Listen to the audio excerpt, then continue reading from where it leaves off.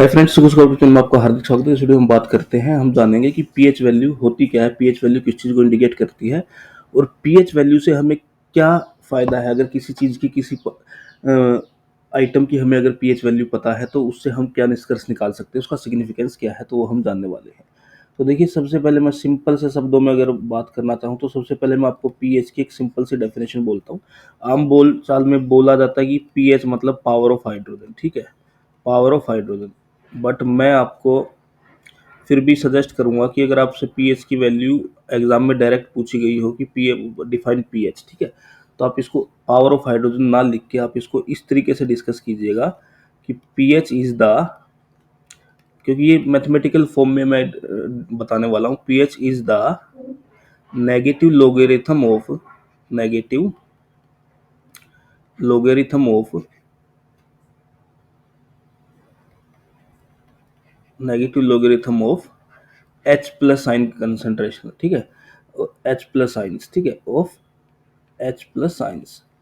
ये जो square bracket होता है कंसंट्रेशन को दिखाता है ना।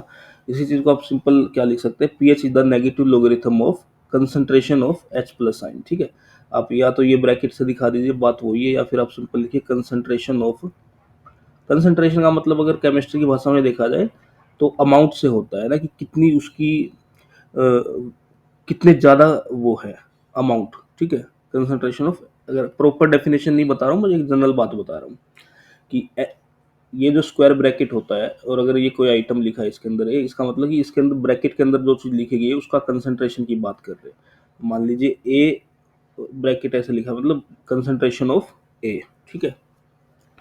तो इससे आपको क्लियर हो जाना चाहिए कि पीएच की वैल्यू, पीएच मैथमेटिकली फॉर्म में हम क्या कर सकते हैं कि पीएच, आप ये नॉर्मली एक नंबर का क्वेश्चन आएगा, छोटा आएगा, ठीक है। पीएच क्या है, उसका सिग्निफिकेंस क्या है, या पीएच किसी आइटम का पीएच इतना है तो बताओ, उससे क्या आपको पता लग गया, ठीक है।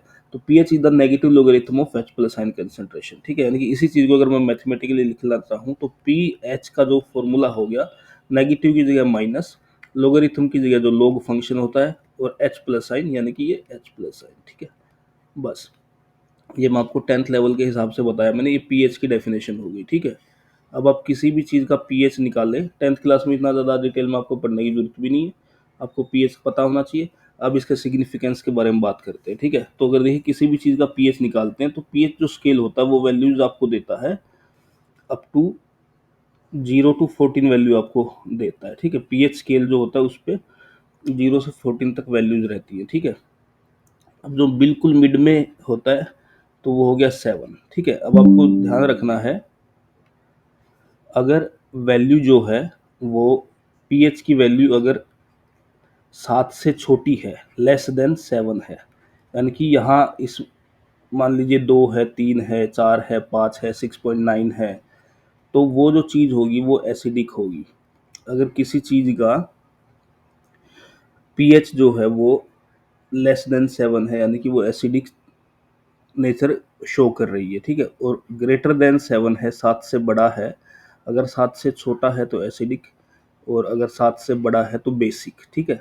अब इसको भी याद रखना तरीका बताता हूँ मैं आपको, कि एग्जाम में आप बैठे हो तो आप भूल जाएंगे। सबसे बड़ी बात तो यही है ना कि घर पे तो याद कर लिया, बट पेपर में बैठे तो यही भूल गए 7 से बड़ा एसिड है या छोटा एसिड है, तो उसका भी मैं ट्रिक आपको बता दे रहा हूँ।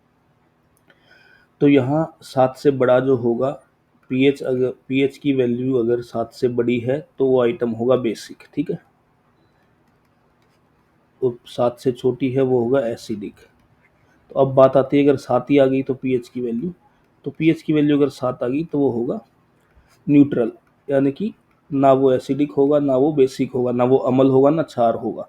न्यूट्रल मतलब जिस तरीके से अगर हम आपको से न्यूट्रल का एग्जांपल पूछा जाए तो न्यूट्रल डिस्टिल्ड वाटर जो होता है उसका पीएच 7 होता है।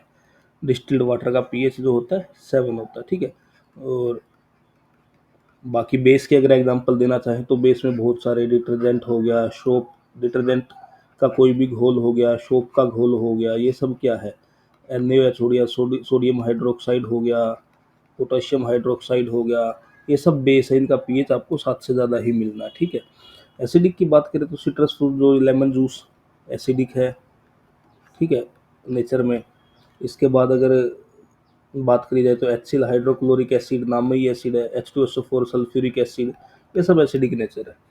तो यही उम्मीद करता हूँ कि आपको ये कंसेप्ट समझ आया होगा, पीएच का कंसेप्ट क्या रहता है। और अब बात करते हैं ट्रिक की, कि मैंने बोला कि ट्रिक बताऊंगा आपको कि कहाँ से आपको पता लगे कि लेस देन 7 वाले का ही पीएच।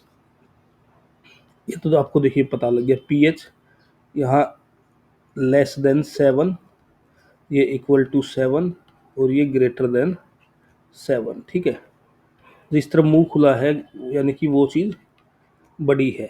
ठीक है, यानी कि यहाँ पीएच छोटा है, 7 बड़ा है। ठीक है, यानी कि पीएच की वैल्यू 7 से कम है। तो देखिए ए बी सी डी आपको अल्फ़ाबेट्स आपको पता है। आप मेरे को ये बताइए, ए पहले आता है या बी पहले आता है? ए पहले आता है। ठीक है, अब ए पहले आता है। दूसरी आप मेरे को एक बात बताइए, अगर बात करी जाए नंबर्स की, तो 0 से लेके 7 तक के नंबर पहले आएंगे या 7 से लेके 14 तक के नंबर पहले आएंगे? तो 0 से 7 के पहले आएंगे। तो सिंपल सी बात है, अगर पीएच वैल्यू 0 से 7 के बीच में रहती है तो उसका जो नेचर होगा वो एसिडिक होगा, है ना। ए भी पहले आता है और 0 से 7 भी पहले आते हैं। तो आपको क्लियर होगा कि 0 से 7 तक अगर वैल्यू है तो एसिडिक नेचर है, और 7 से 14 अगर वैल्यू है तो बेसिक नेचर है। ठीक है, तो ये चीज़ आपको क्लियर होनी चाहिए, और अगर 7 है तो न्यूट्रल है। तो ये छोटी सी ट्रिक थी। तो उम्मीद करता हूँ आपको वीडियो अच्छी लगी। वीडियो अच्छी लगी तो वीडियो को लाइक कीजिए, चैनल को सब्सक्राइब कीजिए। धन्यवाद।